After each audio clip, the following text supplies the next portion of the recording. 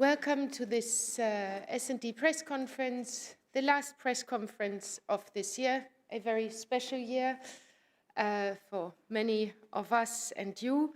So we would like to thank you all here in the room and also online for having been with us during all this year. And it is now my pleasure to hand over to our group president, Iratxe García Perez, who will lay out the priorities for the week ahead. Iratxe, gracias. Gracias, Ute, y buenos días a todos. Thank you, and good morning to you all. Good morning, everybody.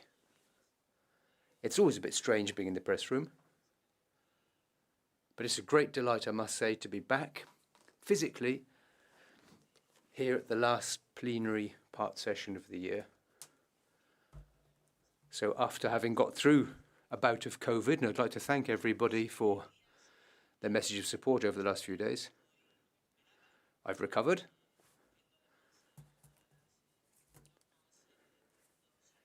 And of course, I'm continuing to fulfill all the health regulations, both of the two countries and of the Parliament.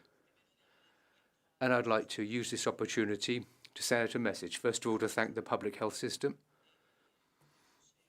Thanks to our public health systems, we have managed to ensure that the health of millions of people hasn't been destroyed by this pandemic. It's at times like this where you recognize the enormous value of our national health system. So I'd like to thank all our health professionals. I would also like to send out another clear message to our citizens regarding vaccination. I've been saying this over the months, and I continue to believe it. The vaccine has saved millions of lives. And if we want to bring this pandemic to an end, it's important that the majority of the population be vaccinated. And to do this, we have to ensure that all our citizens have access to vaccination. Today in Europe, most of our citizens, all of our citizens, have access to vaccination. What we shouldn't forget is that many millions of people who don't live in the European Union also have the right to health, the right to life. So we have to continue to promote cooperation instruments such as COVAX. We should also keep pushing on the question of patents. But we do need instruments to ensure that everybody in the world have access to vaccinations. As I'm sure you know, this week, in tomorrow's plenary sitting, we'll be having a debate on COVID. So I'll be repeating that message. It's also important for us to update the COVID certificate so as to guarantee mobility in Europe. This is something we've been insisting on since the outset of the pandemic, and it's more important than ever now. We have to ensure that all the member states coordinate what they're doing so that we don't have individual states taking individual decisions, which will then have a negative impact on the mobility of European citizens. We will also be stressing the importance of solidarity with third countries and the need for us to adopt a TRIPS waiver for vaccinations. So those will be the main points I'll be stressing in my intervention tomorrow in plenary. Of course, there are other important matters on the agenda this week. Abusive practice and digital online platforms, that's the Digital Markets Act. We do need to place limits on the use of certain types of technology and the dominant position which those platforms have.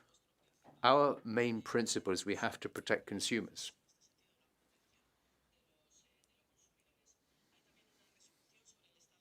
There's also a resolution on the rule of law in Slovenia. I would like to stress that I regret the fact that the EPP has been unwilling to compromise on this. They didn't want to sign the joint resolution. Rule of law has to be an issue which goes beyond party lines. We can't be selective when it comes to defending the need for the rule of law. So if we are to be demanding, robust and rigorous on the rule of law, that has to be for all countries, not just for a select few. So unfortunately, that hasn't been the case with the EPP. As you also know, the EPP has also decided to call for a topical debate on question of inclusive language. In our view, the only purpose of such a debate is to strengthen the extreme right. I think it's very irresponsible on the part of the EPP. We have so many things going on in Europe and around the world, important things which this Parliament should be debating and coming to a resolution on. So it seems to me that a topical debate of this type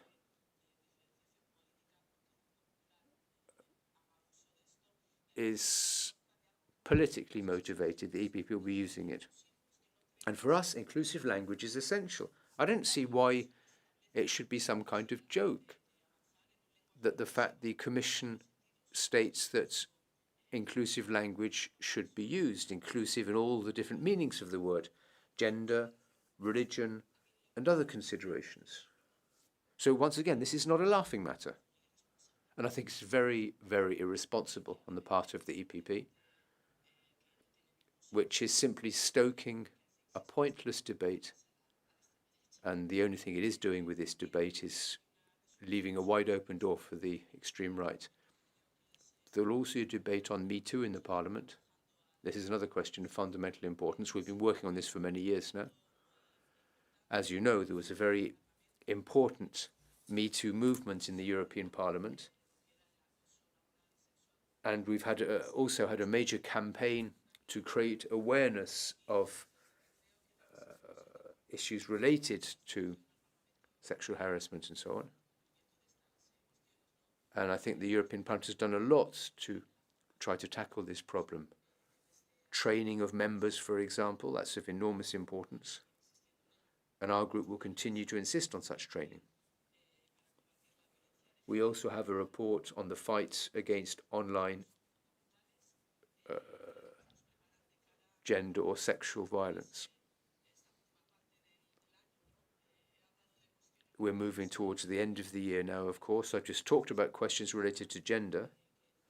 And I'd just like to remind you that during the State of the Union address, the President of the European Commission promised that by the end of this year, there would be a proposal for the Commission for a directive on gender violence. So I think it's the 15th of December, and we still haven't seen this proposal, which I find rather surprising, to say the least. It's not the first time this has happened, of course. The Commission promises all sorts of things, come up with all sorts of ideas, then nothing happens. But this time round, we will continue to insist that the Commission come forward with this legislative proposal, which we believe is of fundamental importance. If I'm not mistaken, there's also there are rules regarding rights defenders and access to justice. And I do hope that this binding legislative proposal from the Commission, as well as migration and asylum-related policy, there are a couple of areas that we've really been focusing on in recent years. Possibly the question of the border between Poland and Belarus, where the problems there have demonstrated once again how badly we need some kind of European framework to ensure that migration and asylum be dealt with collectively, and that's one of the things we should be doing. Just to wind up, as you know, it's the last plenary of this year. The January part session will be marked by the appointment of new leadership posts in the European Union, the midterm elections.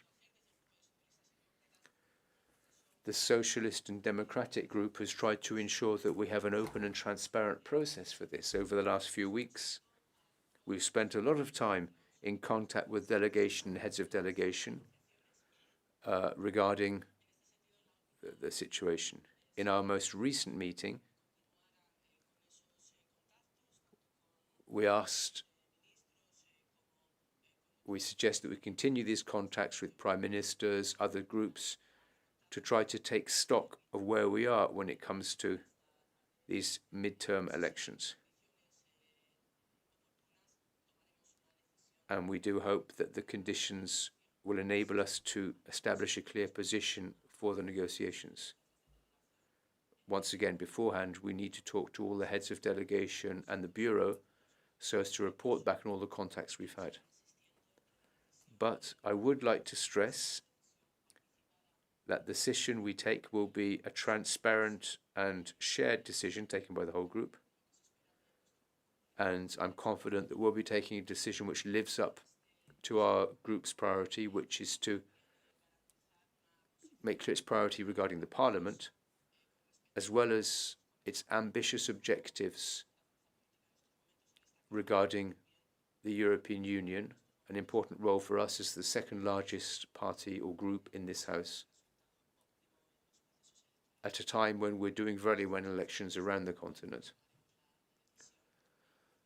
So we will, of course, be discussing this internally, taking a decision, and we'll let you know as soon as we know. Are there any questions? Yes, please, go ahead. Muchas gracias, Andrés Gil. Thank you.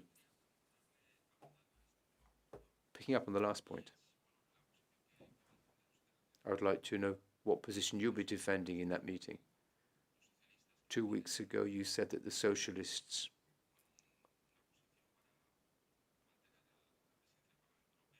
wanted to try to keep the presidency of the European Parliament. So after those weeks of negotiations, I'd like to know what conclusions you're moving towards and what position you'll be defending in that meeting. The position I'll be defending is that we provide those two aspects for our group, political balance and the good leadership of the institution. I'm sure you'll understand the first people who have to tell you what we've decided will be the members of the Parliament who will be leading this debate. So as far as that meeting is concerned, I don't want to go into any detail yet regarding our group's position.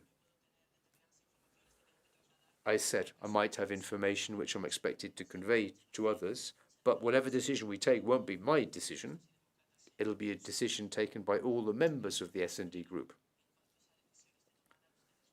And I can promise you, as soon as the decision has been taken, you'll be the first to hear it. If I could just follow up.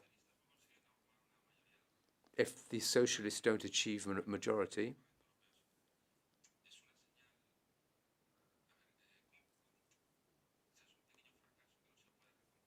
will that be something of a failure for you,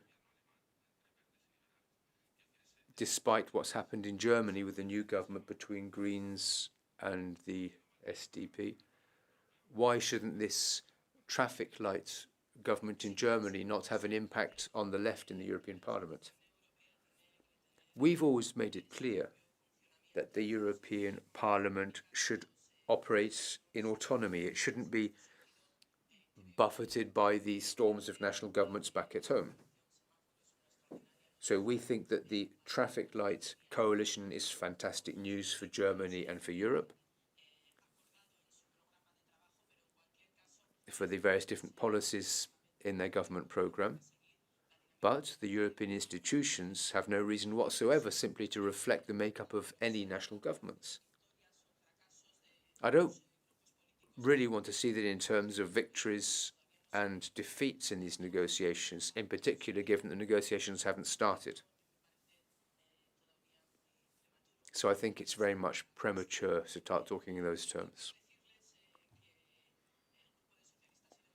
I would also say that the Socialist and Democrat group do have a very clear idea as to what their priority objective is right now, which is obviously to pick up the gauntlet of the many challenges facing Europe. Cooperation, rule of law, progress on community policies such as a health union. The other major priority, of course, is to enable us to tackle the next European elections as a majority group in this House. So we're aware that we've got a great deal of work ahead of us, regardless of what the upshot of these negotiations might be. Here in the room, I'm looking around. Are there any questions online? I don't see any, I think. Then I would like to say thank you. I guess Iratxe would like to say thank you. Thanks a lot, and Happy New Year. Have a good break once it starts. Muchas gracias. Merci.